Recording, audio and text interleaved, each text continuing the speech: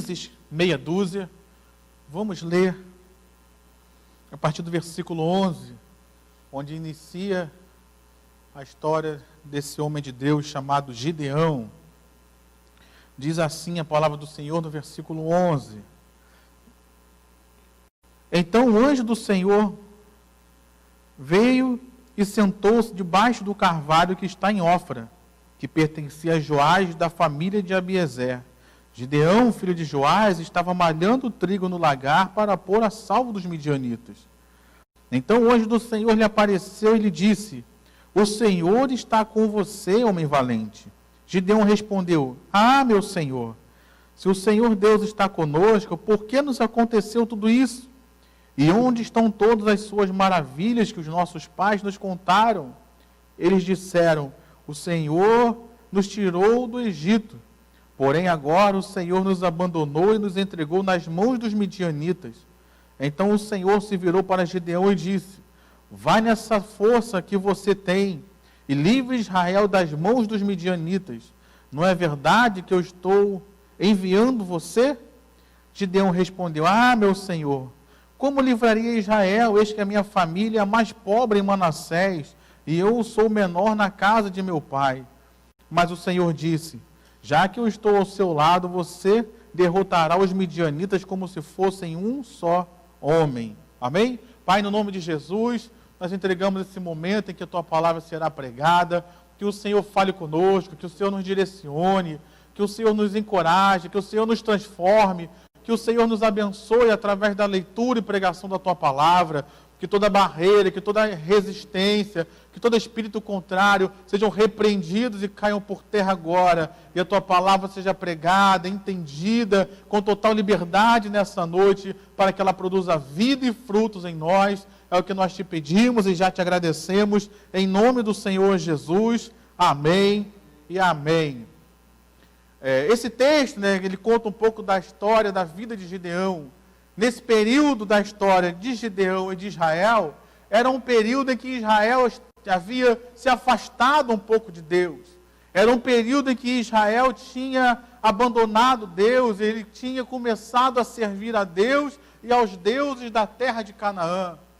Estava tendo uma certa mistura entre Israel e os povos vizinhos, algo que Deus já havia condenado desde a época de Moisés. Aqui é bem depois da época de Moisés.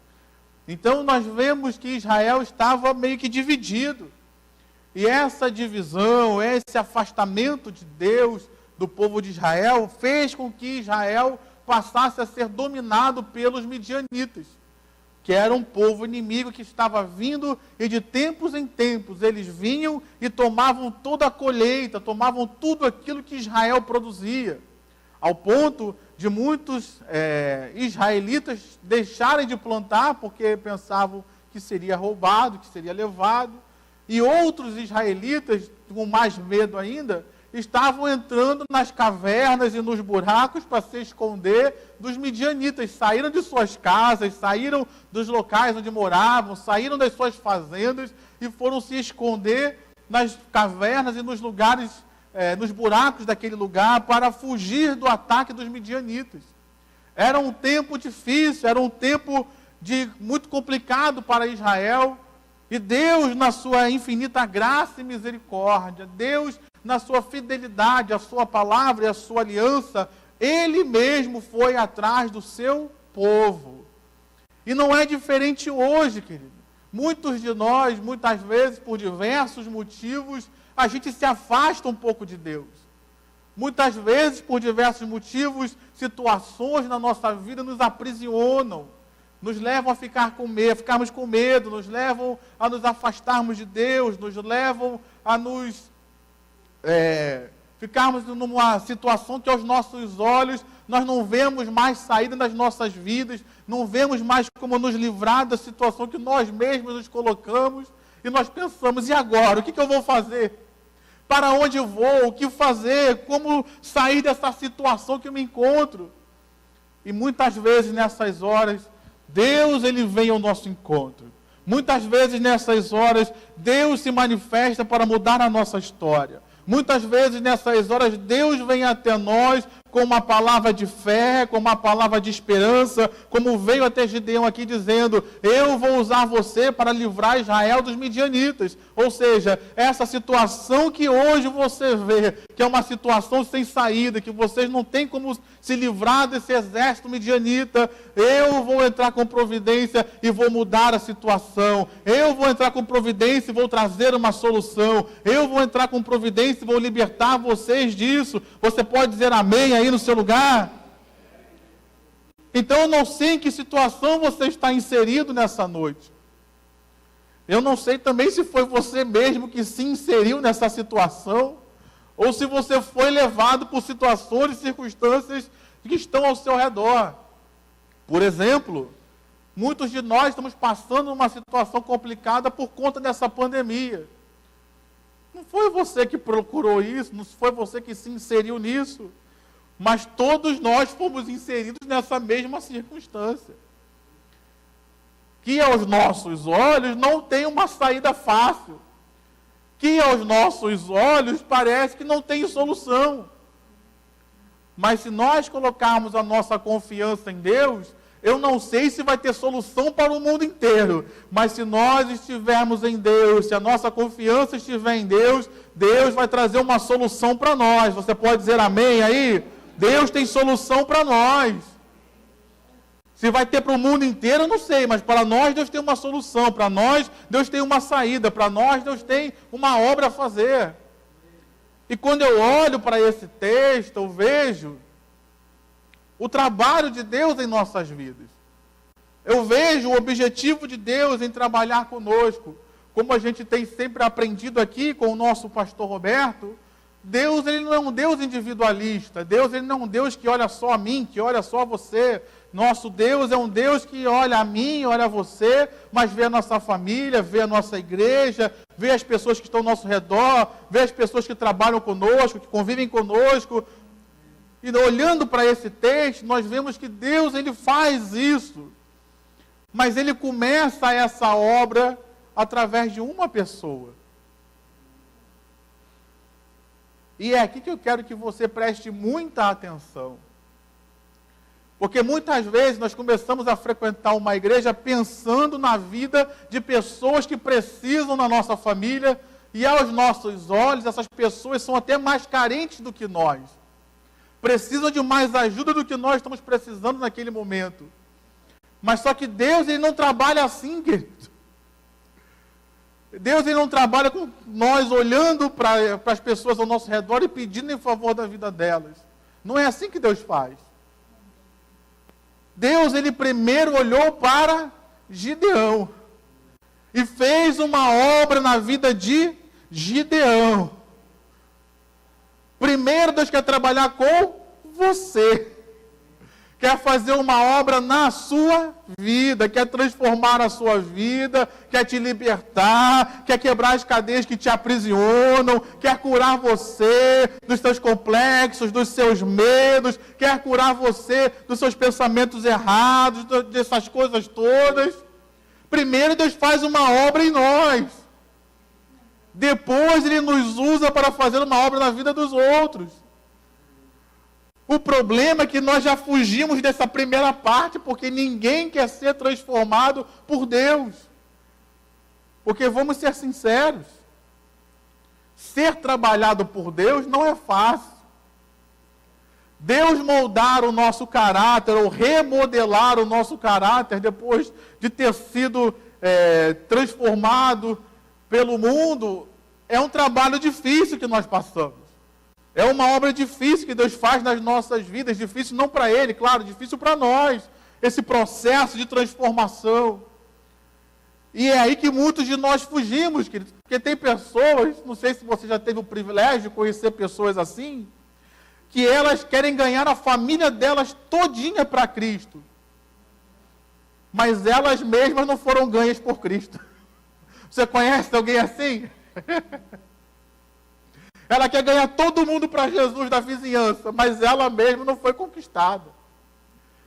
Deus, Ele trabalha primeiro na nossa vida. Primeiro Ele quer ganhar você, meu irmão. Primeiro Ele quer ganhar o meu coração, o seu coração. E depois Ele vai agir e trabalhar na vida daqueles que estão ao nosso redor. Então perceba que aqui nesse primeiro momento houve um trabalhar de Deus muito grande na vida de Gideão em primeiro lugar, para convencer Gideão do propósito que ele tinha, que Deus tinha na vida dele, para se iniciar o processo de libertação em Israel. Lembre-se, o foco de Deus aqui era alcançar a Israel, mas até alcançar Israel, tinha que passar por Gideão. Muitas vezes na nossa vida também é assim, que Deus quer abençoar o nosso país, Deus quer abençoar o nosso município, Deus quer abençoar o nosso bairro, mas para chegar lá, passa pela obra de Deus na minha vida e na sua vida. Para chegar lá, depende de que nós aceitemos a vontade, o plano e o projeto de Deus através de nós. Então Deus queria mudar o quadro da situação de Israel. Mas para mudar o quadro da situação de Israel, primeiro Deus teve que trabalhar com um homem, transformar a vida de um homem, curar o coração de um homem. E nesse caso aqui, perceba, é interessante você observar que o texto nos diz que Gideão, ele era da tribo de Manassés. A tribo de Manassés foi a única tribo de Israel que ficou dividida na terra prometida. Todas as outras tribos ficaram com territórios unidos. A tribo de Manassés não, ficou com uma parte do lado do Jordão e foi dividida uma parte do outro lado do Jordão. A única tribo que se dividiu foi de Manassés. Gideão tinha um complexo de inferioridade, porque pertencia a essa tribo que ficou dividida, e na cabeça dele era a menor tribo, e ainda se achava da pior família de Israel. E além da pior família, se achava o menor da própria casa do pai dele. Olha só, ele era o menor do menor do menor na cabeça dele. E foi esse homem que Deus escolheu para libertar Israel e se tornar o líder de um povo, um líder guerreiro, querido. Aos olhos humanos, Gideão era a melhor escolha para ser um líder, se ele se sentiu menor. Aos olhos humanos, Gideão era a melhor escolha para ser um general de guerra. Talvez ele poderia ser até um líder na cozinha, não sei, mas um general de guerra que vai colocar o exército à frente, que vai ser um estrategista. Mas foi esse homem que Deus escolheu, e foi esse homem que Deus curou e restaurou a vida dele, para que ele pudesse ser aquele quem Deus havia chamado a ser. Nessa noite, querido, ou nesse momento que essa mensagem chega até você, eu não sei quais são os seus complexos, eu não sei o que faz você se sentir menor, ou eu não sei o que faz você se sentir incapaz.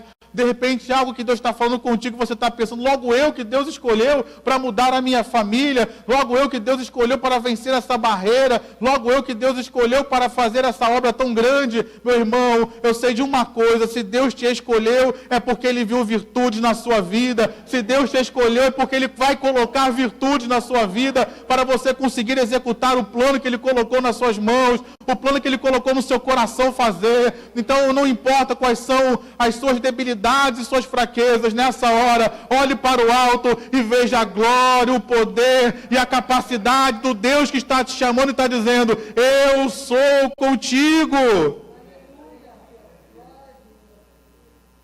Amém, meu irmão? Então, primeira coisa, Deus teve que tratar no coração daquele homem para que ele tivesse pelo menos fé, confiança, aceitasse aquele chamado, aceitasse aquele desafio, crendo de que Deus seria com ele. Não olhasse para si mesmo, as suas debilidades e fraquezas, mas olhasse para o Deus que pode todas as coisas. E nesse processo, Deus então inicia uma obra na vida de Gideão. E a primeira coisa que Deus move o coração de Gideão é para adorá-lo. Se você percebeu aí junto comigo, eu vou continuar lendo, se você deixou a sua Bíblia aberta aí em Juízes 6. Olha só o que diz o versículo 20 e 21. Eu não li, mas vou ler agora. Versículos 20 e 21. Diz assim que, porém o anjo de Deus lhe disse, pegue a carne e os põe sem fermento, e coloque-os sobre esta rocha. Depois derrame o caldo em cima. Foi o que Gideão fez. Então o anjo do Senhor estendeu a ponta do cajado que trazia na mão, e tocou a carne e os pães sem fermento. Saiu fogo da rocha e queimou a carne e os pães. E o anjo do Senhor desapareceu na presença dele.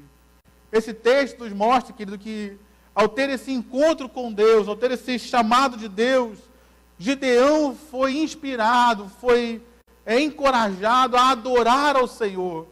Trazer cabritos, pães, como está aí o texto, era a forma de adoração da época. Israel, como eu disse no início, ele estava afastado de Deus. Israel, como eu disse no início, tinha abandonado e se esquecido de Deus. Qual foi a primeira atitude que Gideão teve ao ter um encontro com Deus? Vou retornar ao Senhor. Vou adorar ao Senhor. Vou entregar a minha oferta a Deus. Vou entregar o meu melhor ao Senhor. Lembre-se, esse aqui era um período que Israel estava passando até fome. Esse período aqui era um período que os midianitas vinham e levavam todo o rebanho, levavam toda a comida, levavam toda a colheita de Israel. Então, Gideão trouxe uma oferta de pães e de um animal num tempo de grande crise, num tempo de grande escassez. Talvez até ele estava trazendo isso e ia faltar alguma coisa para ele próprio. Mas ele trouxe algo para Deus. E se nós queremos, queridos, fazer a diferença nas nossas vidas, se nós queremos cumprir o nosso propósito diante de Deus, se nós queremos fazer a vontade de Deus e ver Deus fazendo grandes coisas através de nós e por nós, nós precisamos voltar a adorar ao Senhor. Precisamos retomar a nossa vida de adoração. Precisamos retornar a adorar ao Senhor, nos voltarmos para Deus, porque é em Deus que está a solução da nossa vida, é em Deus que está o nosso caminho de vitória, é em Deus que está a nossa cura, a nossa restauração. Não tem libertação, não tem cura, não tem milagre, não tem vida fora da presença de Deus. Então talvez hoje você, eu, nós tenhamos nos afastado de Deus por algum motivo. Ao chegarmos na casa de Deus nessa noite, ao ouvirmos uma mensagem como essa, aqui não tem o anjo do Senhor falando, mas tem o pregador do Senhor falando para você: volte para o Senhor, volte para a casa de Deus, volte para o centro da vontade de Deus. Talvez você se afastou de Deus e ninguém sabe, você continuou fazendo as suas coisas, mas está afastado de Deus, está desanimado com Deus. Essa é a noite da gente se voltar para Deus novamente, essa é a noite da gente se animar com Deus novamente, voltar a orar, voltar a ter alegria na casa de Deus, voltar a ler a palavra de Deus e se firmar com Deus novamente. Quando Jesus entrou na festa de casamento, lá em Caná da Galileia, no Evangelho de João, capítulo de número 2, a Bíblia vai nos dizer que no meio da festa o vinho acabou. Eu te pergunto, as pessoas que estavam na festa souberam que o vinho acabou? Não. Ninguém soube, só quem estava administrando ali a festa. Talvez o mestre-sala, que a Bíblia diz lá, que era quem administrava, ficou sabendo. Mas quem estava no meio da festa curtindo, ninguém soube que o vinho acabou. Ninguém nem soube, provavelmente, que foi o Senhor Jesus quem transformou água em um vinho da melhor qualidade. Eles simplesmente desfrutaram da bênção, da vitória, desfrutaram do melhor vinho. E é assim muitas vezes na nossa vida, que a gente desanima, o vinho acaba na nossa vida, a gente chega na casa de Deus cabisbaixo, querendo até desistir de tudo, chutar o balde, e vem Deus, Ele nos socorre, enquanto ninguém sabe que o vinho acabou, Ele está lá nos renovando, nos restaurando, transformando a água em vinho novamente, trazendo vida, trazendo alegria e nos levantando. E a gente sai daqui cheio de alegria e graça, a gente entrou desanimado, cabisbaixo, talvez até em pecado, saiu perdoado, consertado, renovado, e ninguém soube da nossa queda, porque o nosso Deus é esse Deus que nos levanta, mesmo quando ninguém ainda sabia que nós tínhamos caído. Então talvez essa noite seja uma noite, que esse momento seja um momento da gente voltar a adorar ao Senhor. Talvez Gideão naquele período todo não estava adorando, mas foi o momento de ter um encontro com Deus e voltar a adorar. Você pode levantar as suas mãos e adorar o Senhor por um momento? Você pode levantar as suas mãos e dizer glória a Deus? Você pode rechear as suas palmas com aleluia e dizer bendito seja o nome do Senhor. Talvez no dia de hoje você não dê um glória a Deus, que seja esse o momento de você rasgar os céus e dizer bendito seja o nome do Senhor, seja adorado, seja bendito, seja exaltado o Deus da minha salvação. Aleluia! Adore ao Senhor, querido. Bendiga o nome do Senhor. Segunda coisa que Deus fez na vida de Gideão, preparando ele para fazer a obra que Deus tinha. Gideão, ele iria enfrentar um exército muito mais poderoso que o exército de Israel. Você conhece a história, no capítulo 7, havia mais de 100 mil soldados inimigos midianitas para enfrentar Israel. E você conhece a história. Deus enviou quantas pessoas com Gideão para poder enfrentar 100 mil soldados? 300 pessoas. Precisa de coragem ou não precisa de coragem para você enfrentar 100 mil soldados com 300 pessoas? A segunda obra que Deus fez na vida de Gideão foi, em segundo lugar, encorajar aquele homem. E Deus encorajou aquele homem de uma forma muito peculiar, que está no versículo 22 e 23. Olha só o que a Bíblia diz. Quando Gideão viu que era o anjo do Senhor, disse: ai de mim, Senhor Deus, pois vi o anjo do Senhor face a face. Mas o Senhor lhe disse: que a paz esteja com você, não tenha medo, você não morrerá. Qual era a cultura de Israel naquele tempo? A cultura de Israel naquele tempo era que se você visse a Deus, você morreria. Gideão, ele teve um encontro com Deus. Se você for estudar a teologia, diz que o anjo do Senhor, aqui nesse contexto, é uma manifestação do Senhor Jesus Cristo, ou de Deus, no Antigo Testamento. É como se fosse o próprio Deus ali presente, falando com Gideão. Ele teve aquele encontro em que dentro da cultura de Israel era para ele morrer. Mas ao contrário disso, Gideão não só viveu, mas pôde viver o propósito que Deus tinha com a vida dele. E isso que traz uma grande coragem. Porque se Gideão conseguiu, entre aspas, enfrentar Deus, se Gideão conseguiu, entre aspas, estar diante de Deus e permanecer vivo, o que é enfrentar um exército? O que é enfrentar alguns inimigos? O Senhor Jesus, mesmo quando ele esteve aqui na terra, ele nos disse: não temam os homens que só podem no máximo matar vocês, mas temam aquele que não só tem o poder de matar vocês, mas lançar a sua alma no inferno. Jesus então está me ensinando o quê? Por que vocês vão ficar temendo os homens? Vocês devem temer acima de tudo a Deus, porque Deus, ele é maior do que os homens. Deus estava encorajando o seu servo. Ô Gideão, se você teve um encontro comigo e você está vivo, se eu não destruir você agora, por que eu vou destruir você, chamando você para enfrentar um exército inimigo? Por que você vai ficar com medo disso? Então tenha coragem, tenha ânimo, não desespera, não tenha medo, eu vou sacudir, você não vai morrer, você vai viver. Nessa noite, Deus te encoraja também através dessa palavra, meu irmão, minha irmã. Talvez você esteja diante de grandes desafios. Talvez você esteja enfrentando grandes lutas e você pense: eu estou menor. Eu não consigo, eu não vou conseguir, eu não sou ninguém. E Deus está dizendo para você: não tenha medo. Eu estou com você.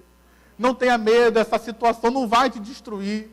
Não tenha medo, essa luta, esse desafio não é para acabar com você, não. É para tirar o melhor de Deus na sua vida. É para você ver o melhor de você surgindo através da sua vida. É para você ver Deus fazendo coisas extraordinárias através de você que você nunca imaginou ou pensou viver. E Deus vai fazer através da sua vida. A nossa geração da igreja, ela quer ver muitos milagres. Mas preste atenção, O pano de fundo, o cenário da maioria dos milagres que Deus fez no Antigo e Novo Testamento foram momentos de luta, foram momentos de crise, foram situações complicadas e problemáticas que Deus agiu de forma maravilhosa e fez aquilo que ninguém imaginava que poderia ser feito. Aí nós, a geração de hoje, quando a gente vê um problema, a gente se desespera. A gente acha que Deus se esqueceu da gente, que Deus nos abandonou, e Deus está dizendo, não, meu filho, essa situação que hoje é um problema para você, amanhã vai ser manifestação do poder de Deus e testemunho de milagre. Essa situação que aos olhos humanos não tem mais saída, vai ser uma situação que vai ser resolvida por Deus, e o nome dele vai ser glorificado na sua vida. Então, ao invés de reclamar, ao invés de murmurar, se encoraja, meu irmão. Você hoje está tendo um encontro com Deus através da presença de Cristo que está aqui. E Ele está dizendo, tenha coragem, tenha ânimo, você vai vencer isso. Amém, meu irmão? Terceira coisa, versículo 24. Antes Gideão trouxe uma oferta. Mas agora, então Gideão edificou ali um altar ao Senhor e lhe deu o nome de O Senhor é Paz. E até o dia que foi escrito esse livro, o altar estava lá em Ofra, que pertence à família de Abiezer. Como é que está o teu altar, meu irmão? Como é que está o meu altar? Altar fala do lugar de comunhão com Deus. Altar fala do lugar de relacionamento com Deus. Como é que está o nosso altar? No caso de Gideão, o texto me dá a entender que não havia nenhum outro altar ao Deus verdadeiro naquela cidade, naquela região onde Gideão estava. Então isso quer dizer que até esse momento Gideão não adorava a Deus. Até esse momento, Gideão não tinha edificado um altar ao Senhor. Até esse momento, Gideão estava meio que afastado de Deus. Meu irmão, minha irmã, para o caminho que Deus tem com a nossa vida, não adianta só momentos de adoração, mas é necessário ter um altar. Altar fala de continuidade, altar fala de comunhão, altar fala de compartilhar com Deus. Tem muitas pessoas hoje que elas conseguem ofertar um momento de adoração. Tem muitas pessoas hoje que às vezes conseguem vir a um culto e cantar e entregar o seu melhor culto, mas ela faz isso uma vez no mês, ela faz isso uma vez no ano, ela faz isso quando vê um cantor especial, quando tem um show gospel. Mas cadê o altar do Senhor na vida dessas pessoas? Cadê a comunhão com Deus diária? Porque o altar, no caso de Israel, era oferecido diariamente animais, era oferecido diariamente adoração, era oferecido diariamente coisas ali no altar.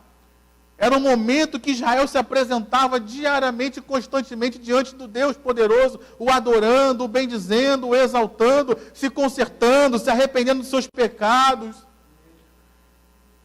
Então Gideão ali, ele adorou o Senhor, ele foi encorajado, mas ele teve que construir um altar de comunhão, de adoração, de comunhão, de continuidade com Deus. Será que a nossa vida tem um altar? Será que hoje a nossa vida é uma vida de comunhão com Deus? Será que hoje a nossa vida é uma vida de compromisso com Deus? Porque quem tem altar tem que oferecer no altar as coisas que Deus pede. Eu não posso oferecer qualquer coisa no altar de Deus, eu tenho que oferecer aquilo que Deus pede de mim. Ficar no altar não é fácil, querido.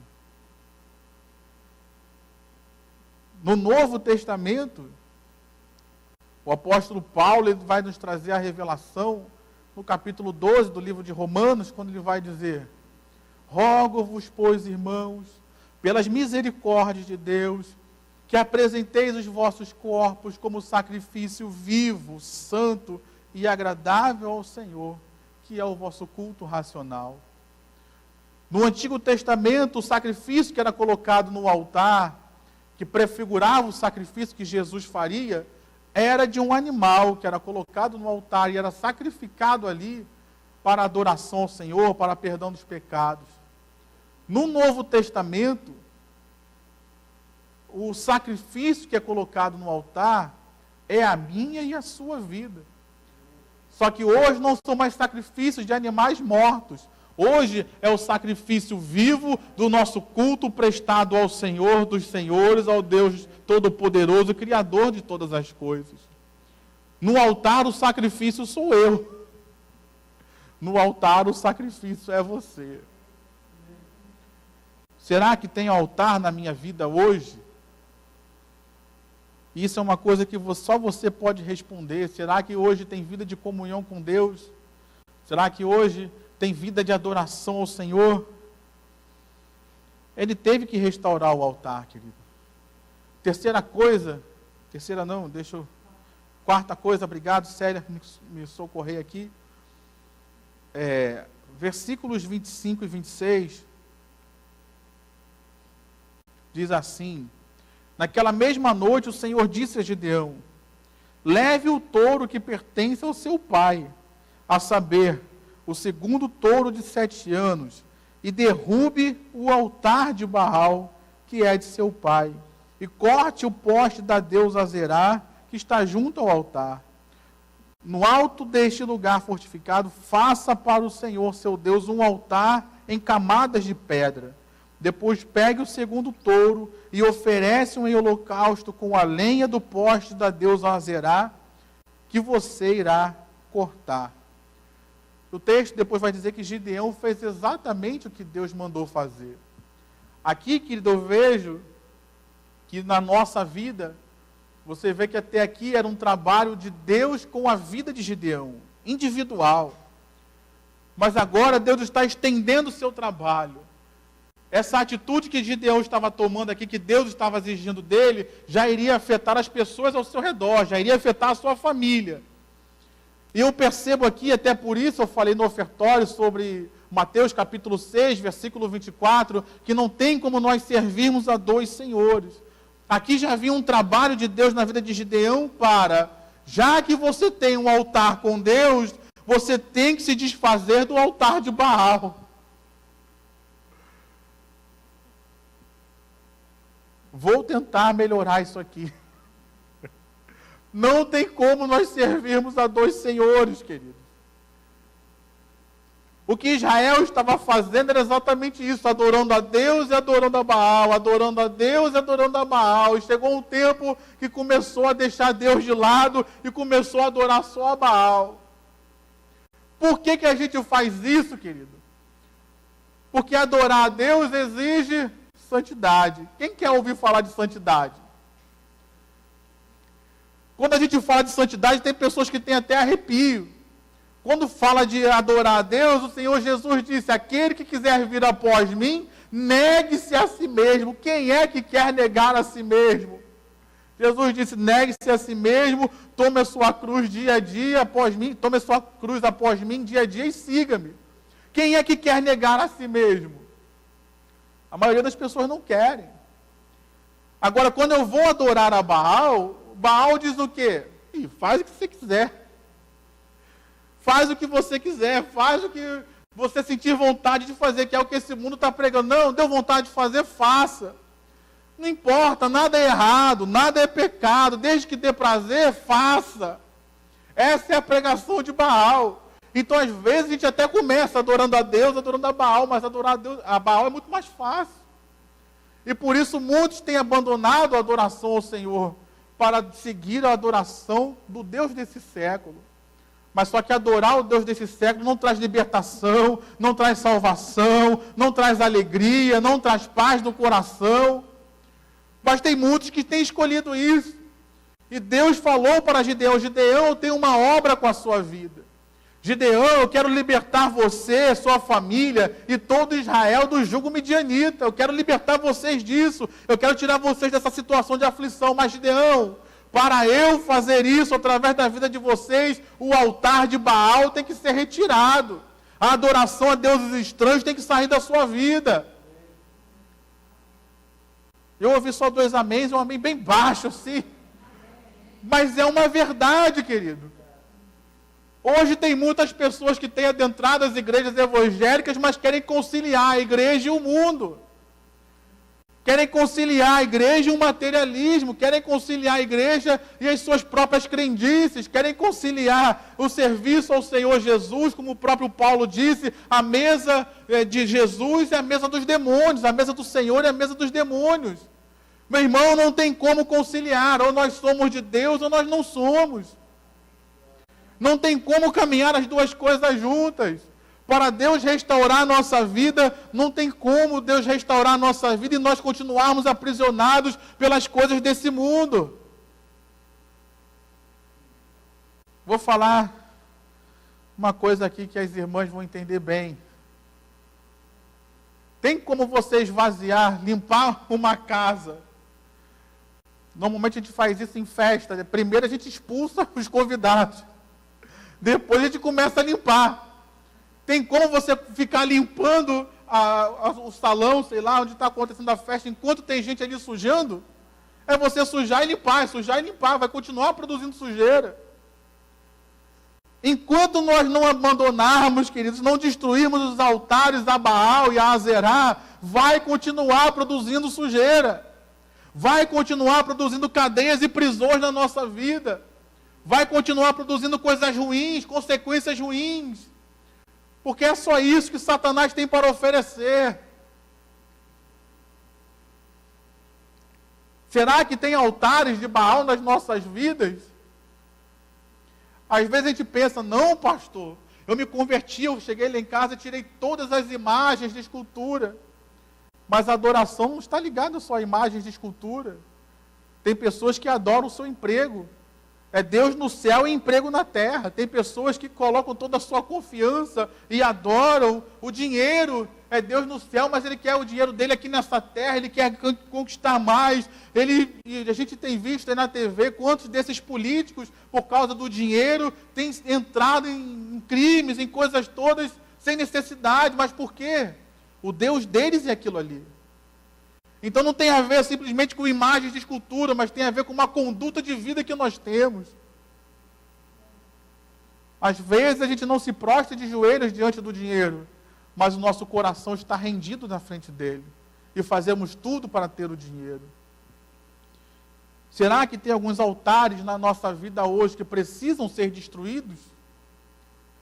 Será que tem alguns altares hoje que têm atrapalhado a nossa adoração ao Deus verdadeiro? Deus falou para Gideão, destrói esse altar de Baal e de Azerá. Destrói essa imagem, acaba com tudo. E não só destrói com um machado, sei lá como é que ele cortou aquilo ali, mas pega essa madeira que foi cortada e queima, acaba totalmente, dizima totalmente com a imagem de Baal e de Azerá, que estava influenciando a vida de vocês e aprisionando a vida de vocês. É uma noite, meu irmão, da gente acabar com tudo que não provém de Deus na nossa vida. É uma noite da gente jogar fora e queimar tudo aquilo que não provém de Deus na nossa vida, tudo aquilo que está atrapalhando a nossa caminhada, tudo aquilo que não deixa a gente crescer, que não deixa a gente avançar espiritualmente, tudo aquilo que nos impede de sermos abençoados por Deus, tudo aquilo que está nos aprisionando, que está nos fazendo sofrer, que tudo isso seja queimado agora, seja abandonado agora, para que possamos viver o novo que Deus tem para nós. Deus tem um novo tempo de liberdade, Deus tem um novo tempo de colheita, Deus tem um novo tempo de abundância, Deus tem um novo tempo de vida, de alegria para todos nós, mas esse novo tempo só chega quando aquilo que é velho é deixado para trás. Os chineses têm um provérbio que eu gosto muito, quando eles dizem que para você tomar o melhor champanhe, lógico, não estou encorajando ninguém aqui a beber bebida alcoólica, mas é o ditado deles, para você beber o melhor champanhe, você tem que jogar fora da sua xícara o chá. Em outras palavras, se você está cheio com a sua xícara cheia de chá, não tem como botar champanhe ali. Se a nossa vida está cheia de tranqueiras, se a nossa vida está cheia de altares a Baal, se a nossa vida está cheia de coisas que não agradam ao Senhor, não tem como Deus fazer algo novo. Primeiro tem que tirar aquilo que é velho. Primeiro tem que tirar aquilo que está atrapalhando, aquilo que está nos aprisionando. Primeiro tem que abrir as cadeias que nos aprisionam nos nossos pecados, para depois nós fazer algo novo, para depois nós trazer restauração, para depois nós nos fazer livres de fato, querido. Porque se nós estivermos ainda aprisionados nos nossos pecados, ainda que Deus faça coisas maravilhosas para nós, os pecados vão continuar nos aprisionando, a gente não vai desfrutar daquilo que Deus tem para a gente.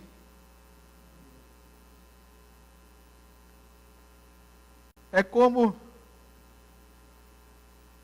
a gente pensar, antigamente, os irmãos mais antigos aqui vão lembrar, aqui no Rio de Janeiro, no Brasil, nós tínhamos um presídio num dos lugares mais bonitos do mundo, que era ali na Ilha Grande. Lugar maravilhoso, paradisíaco, pois uma das melhores praias que tem no mundo. Mas aqueles que estavam lá presos, estavam desfrutando da ilha de alguma forma? Não.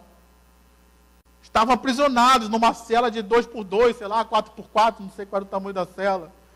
Então tinha tudo de novo ali, de maravilhoso para se desfrutar, mas eles mesmos, por causa das prisões, por estarem aprisionados, eles não podiam desfrutar daquilo que estava ali diante deles.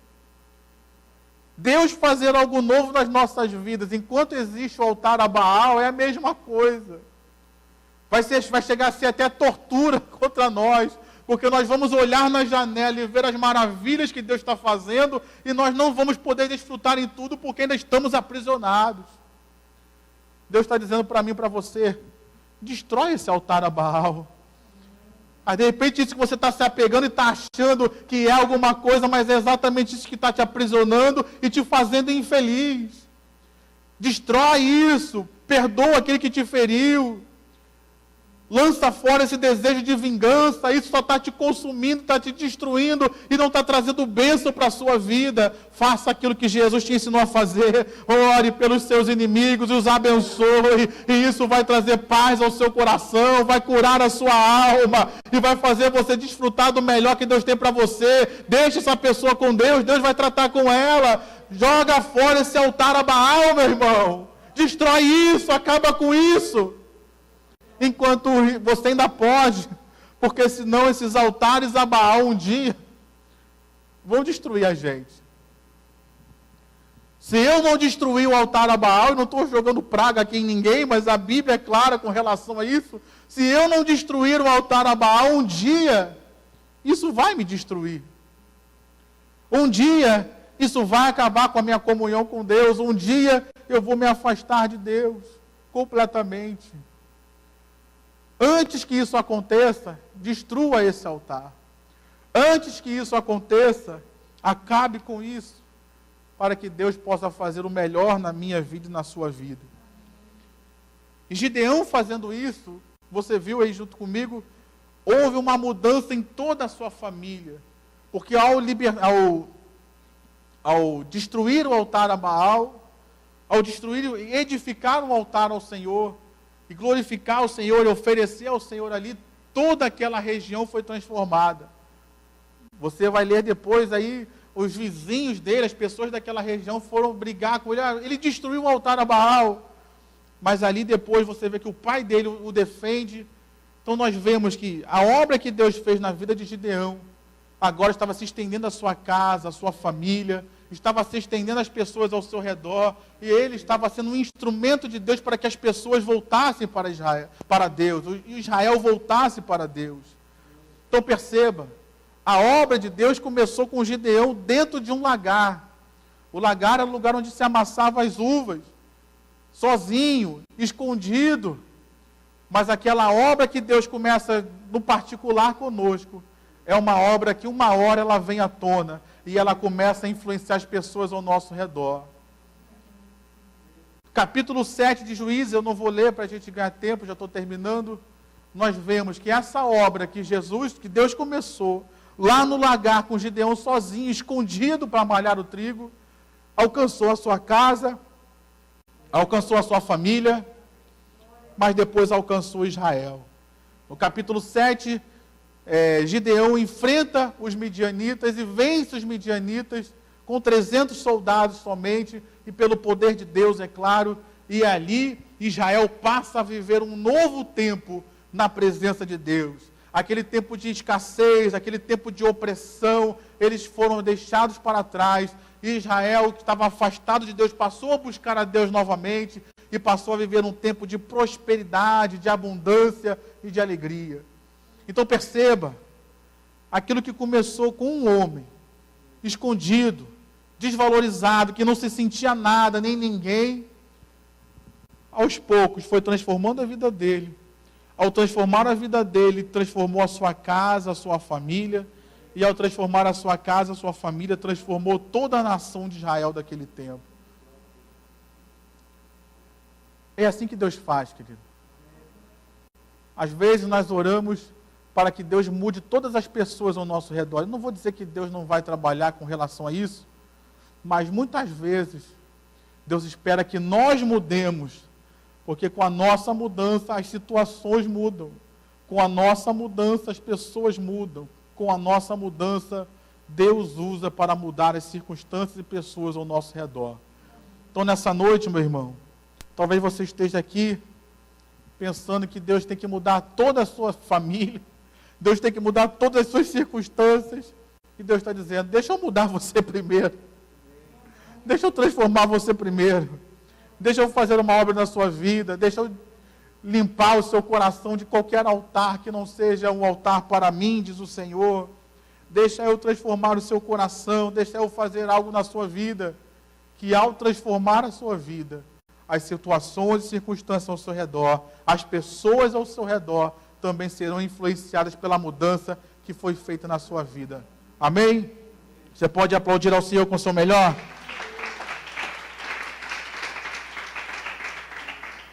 Aleluia. Feche seus olhos.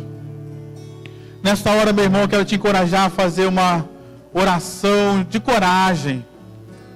Ao invés de você orar tanto para que Deus mude circunstâncias, ou pessoas que talvez estejam te dando tanto trabalho, circunstâncias que talvez estejam te fazendo sofrer tanto, eu quero te encorajar nessa hora a orar para que Deus mude você.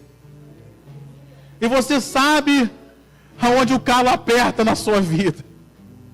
Você sabe as circunstâncias que você, as situações que você tem maior dificuldade em lidar. Eu quero te encorajar a você fazer essa oração, como nós cantamos aqui. Renova-me, Senhor. Se existe algo mal em mim, muda, Senhor.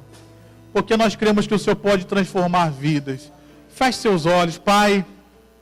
Nessa hora nós queremos fazer uma oração ousada, Senhor. Ao invés de nós termos tantas situações, tantos problemas, tantas circunstâncias que nos afligem.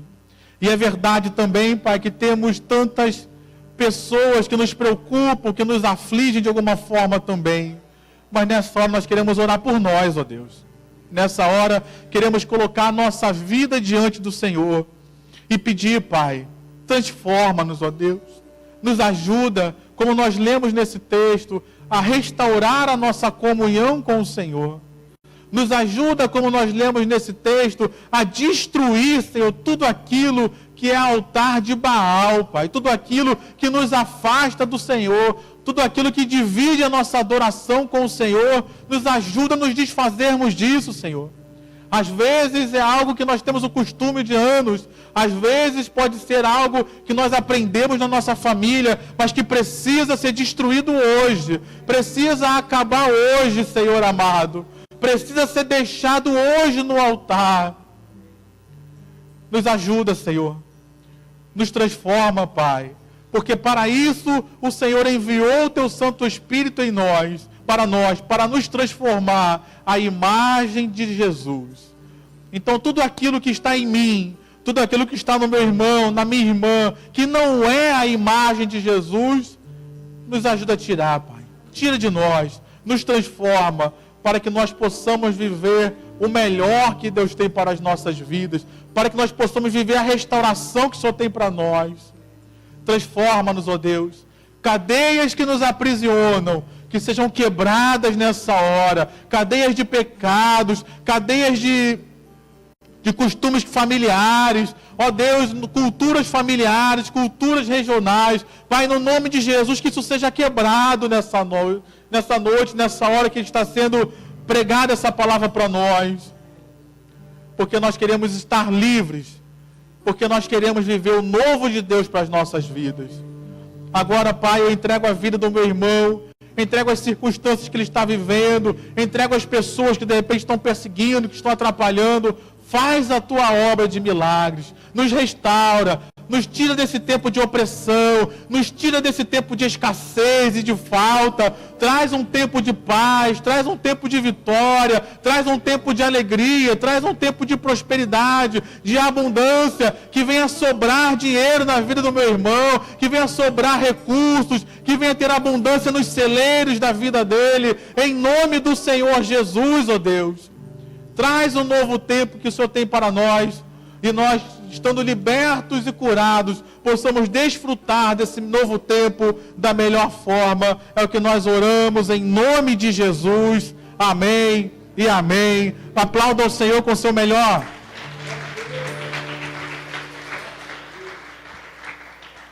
Estamos chegando ao final do nosso culto.